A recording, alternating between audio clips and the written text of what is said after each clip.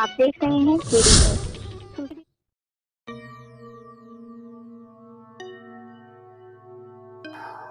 उत्तर प्रदेश की योगी सरकार ने ग्रामीण क्षेत्र में तैयार की जा रही घरौनी को कानूनी मान्यता दे दी है।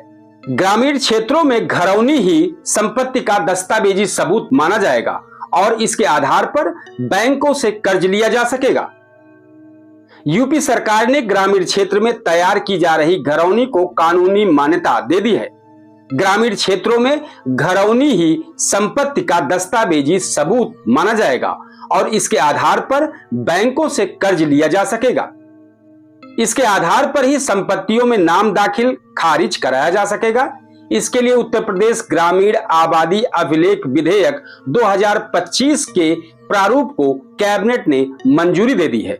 अब इसे विधानमंडल में रखा जाएगा। मुख्यमंत्री योगी आदित्यनाथ की अध्यक्षता में गुरुवार को हुई कैबिनेट की बैठक में यह फैसला हुआ।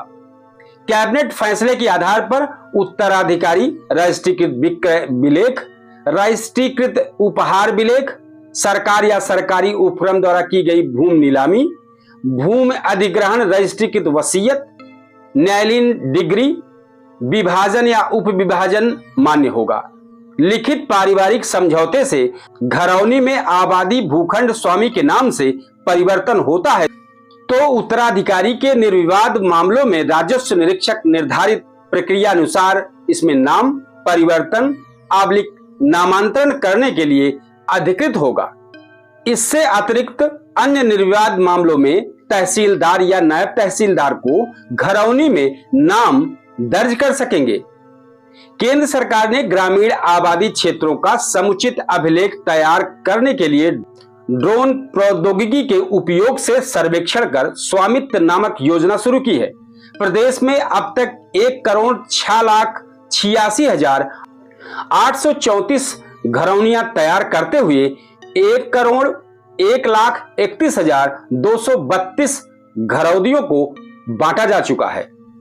स्वामित्व योजना को लागू करने के लिए उत्तर प्रदेश आबादी सर्वेक्षण एवं अभिलेख संक्रिया विनियमावली 2020 दिनांक 8 अक्टूबर 2020 को जारी की गई थी।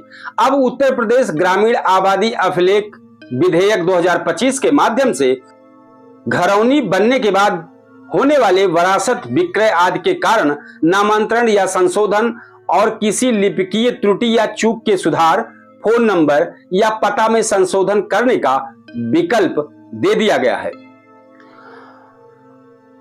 तो अब ग्रामीण भारत की संपत्ति को अब मिलेगा कानूनी अधिकार और घरौनी बनेगी पहचान आपकी जमीन की। तो अब ग्रामीण क्षेत्रों में घरौनी सिर्फ एक कागज नहीं बल्कि आपकी संपत्ति का कानूनी प्रमाण बन चुका है। इससे न केवल बैंकों में कर्ज लेना आसान होगा बल्कि संपत्ति से जुड़े विवादों का समाधान भी तेजी से हो सकेगा। अब देखना यह होगा कि विधानमंडल में विधेयक किस तरह से पारित होता है और जमीन से जुड़े अधिकारों को और कितना मजबूत किया जा सकता है। साथ ही यह भी देखना है कि यह बड़ा फैसला ग्रामीण अर्थव्यवस्था को कितनी मजबूती दे पाता है।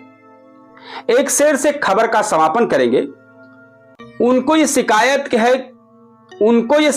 है कि हम कुछ नहीं कहते, अपनी तो ये आदत है कि हम कुछ नहीं कहते।